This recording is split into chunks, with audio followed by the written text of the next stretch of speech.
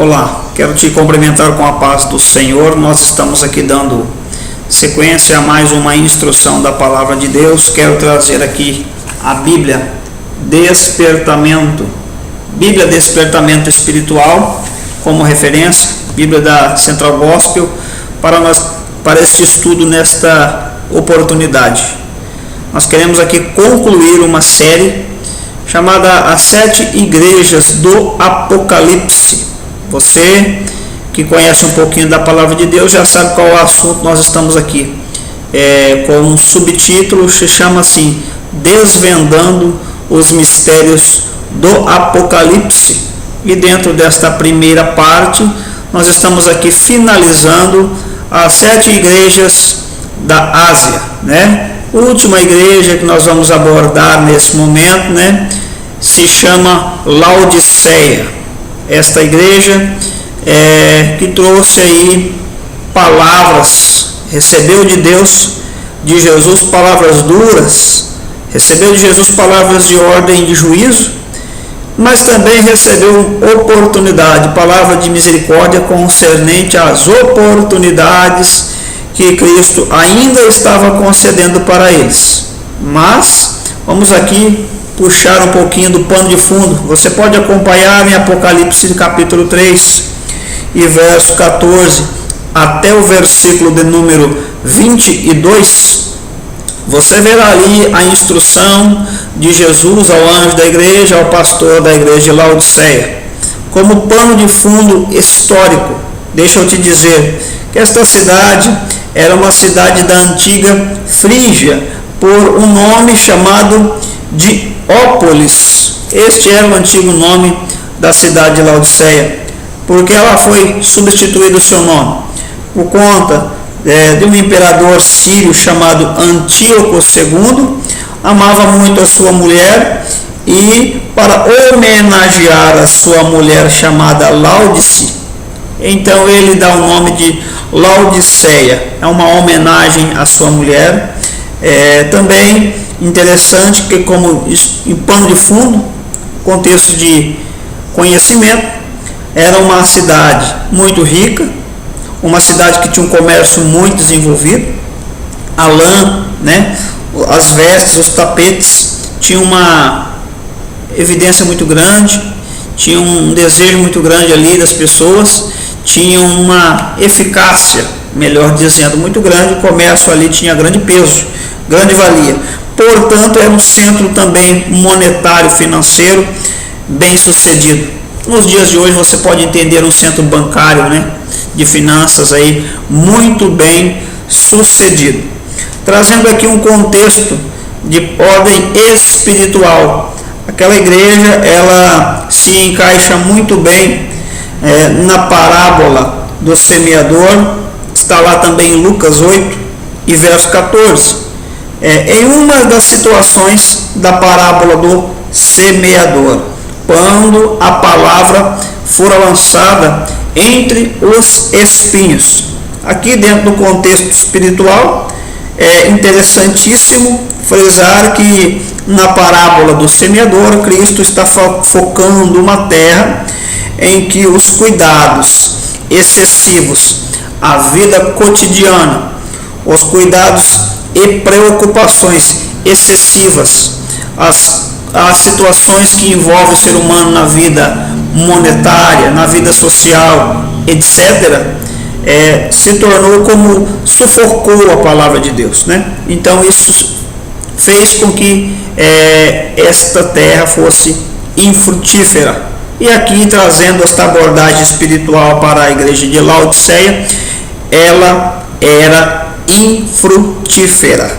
Observando aqui que os deleites desta vida, né, as preocupações com as riquezas e bens materiais, vamos lá, as ocupações do cotidiano, né, eles sucumbiam, não permitiam que a palavra de Deus fosse frutífera, que fosse propagada e que alcançasse um êxito, um objetivo, um patamar adequado, conforme os padrões bíblicos e o desejo do Senhor Jesus. Portanto, Qual é o direcionamento, então, aqui partindo para a aplicação dentro deste cenário? Cenário de riqueza, de opulência, de situação confortável, situação cômoda, cenário de falta de bens materiais, era uma riqueza muito grande esses bens materiais, então a igreja rica, a igreja próspera, né?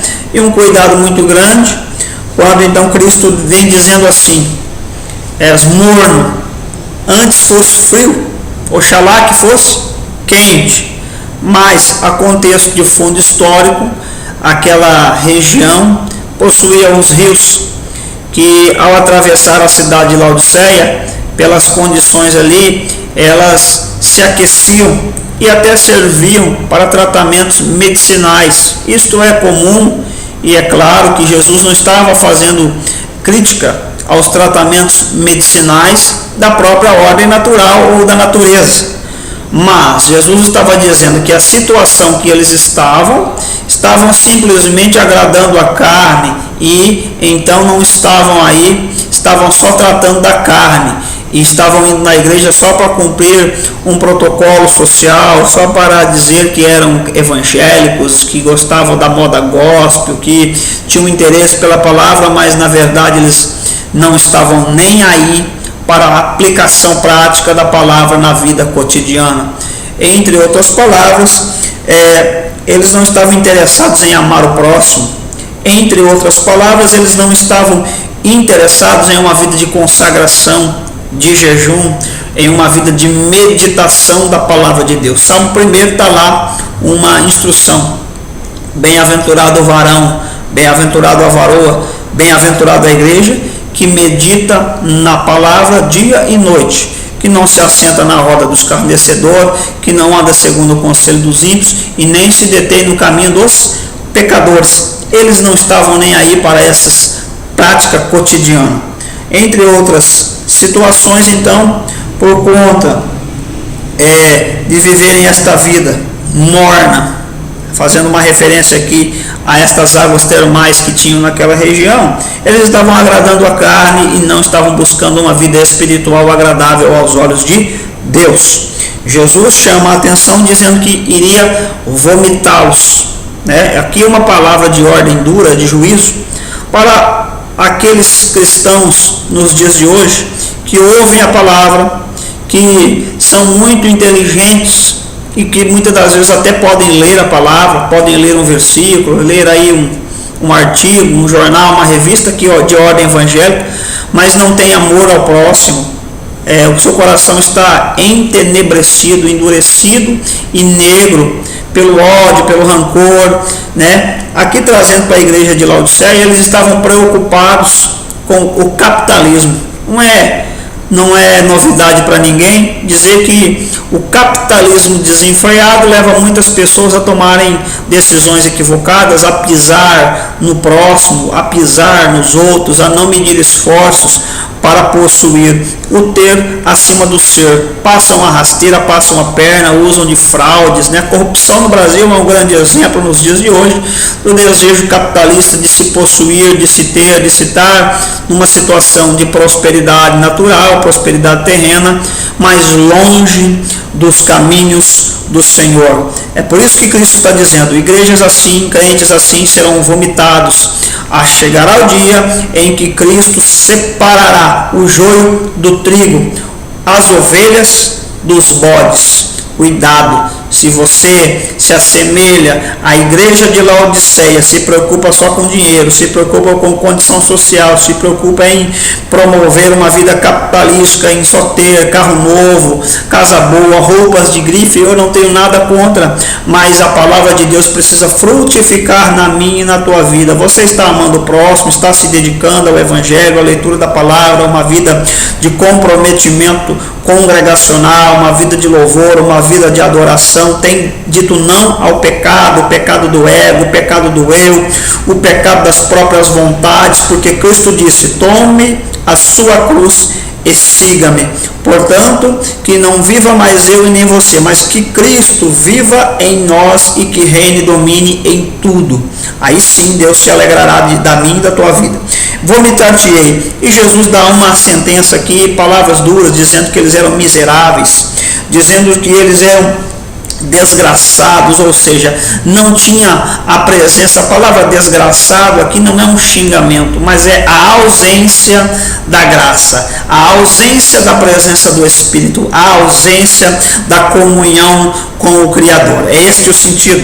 Então, eles eram cegos, eles eram nus e consequentemente pobre de maré, espiritualmente falando. E isso é, nos dias de hoje, muitas igrejas opulentas, muitas pessoas com seu belo carro, boa fisionomia, boa palavra, cartão de crédito abastado, igrejas da teologia da prosperidade, tem que ter, confundem promessas da palavra, que são promessas específicas para Israel e promessas específicas para a igreja, a noiva do Cordeiro. A promessa da igreja é prosperidade espiritual e sustento pelo poder da palavra no milagre sobre a vida de cada um, mediante também o nosso compromisso no dízimos, nas ofertas, no nosso coração sempre puro, na presença do Todo-Poderoso. Concluindo, Jesus dá uma oportunidade, dizendo: aconselho que de mim compre ouro provado no fogo, aconselho que de mim compre vestes brancas, adquira vestes brancas e colírio para que vejas. Ouro provado no fogo está falando de busca em oração, em jejum e aguardar o tempo da purificação vinda pelo Espírito Santo nas nossas vidas, através das provações, mudança de caráter, mudança de comportamento, de raciocínio, de coração puro. Vestes brancas está falando de uma vida de santidade, não é uma vida de mistura com o mundo, nem uma vida de amor ao pecado e aos deleites da vida, aos deleites da carne. E também colírio, visão espiritual, visão espiritual, prioridades do reino espiritual acima das prioridades e urgências humanas que gritam a cada dia a alma querendo ter mais e ser mais confortável, mais acomodada. Cuidado para que você não incorra no erro de estar aí como Laodiceia. Que Jesus possa te dar graça e abrir o teu entendimento para compreender o desejo de Deus na minha e na tua vida. Deus te abençoe e te guarde em nome de Jesus. Visita a nossa página no Face, visita o nosso canal no YouTube, visita o nosso blog na internet, compartilha, divulgue, tire suas dúvidas, evangelize já!